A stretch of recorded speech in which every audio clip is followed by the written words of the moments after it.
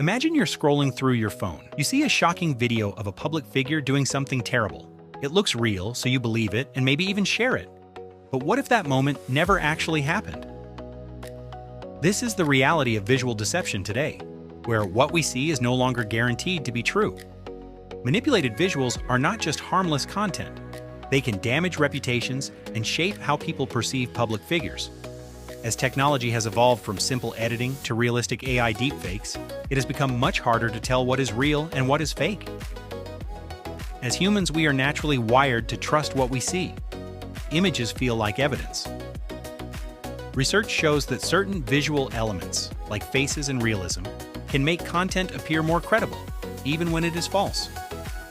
But visual manipulation is not new. Even in early photography, images were altered to shape public perception. For example, historical photos were edited to change how leaders were presented, or even remove people entirely from history. However, not all manipulation is harmful.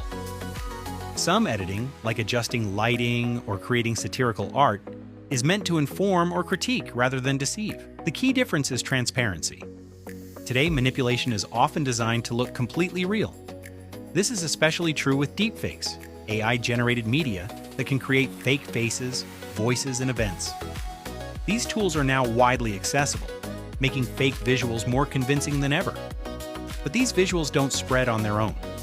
Fake visuals don't spread randomly. Social media algorithms prioritize engagement, not accuracy. Content that triggers strong emotions spreads faster than verified information. In some cases, bots and coordinated networks amplify these visuals, making them appear more popular and trustworthy than they actually are. As these images spread, they begin to shape how people perceive reality. A single manipulated image can damage someone's reputation within hours. Even when it is proven false, corrections rarely reach the same audience. Over time, this leads to a decline in trust, where people begin to question even real images. This raises important ethical concerns. Not all image editing is harmful, but there is a clear difference between enhancement and deception.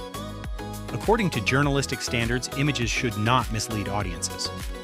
Deepfakes, however, are often created specifically to deceive.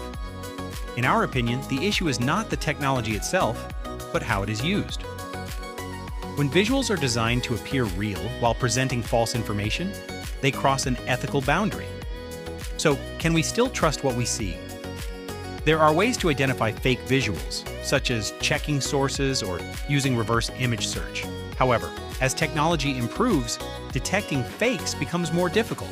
This makes critical thinking more important than ever. In conclusion, manipulated visuals are not just a technological issue, but a social one. As images become more realistic, the line between truth and fabrication continues to blur. In a world where seeing is no longer believing, it is essential to question what we see before accepting or sharing it.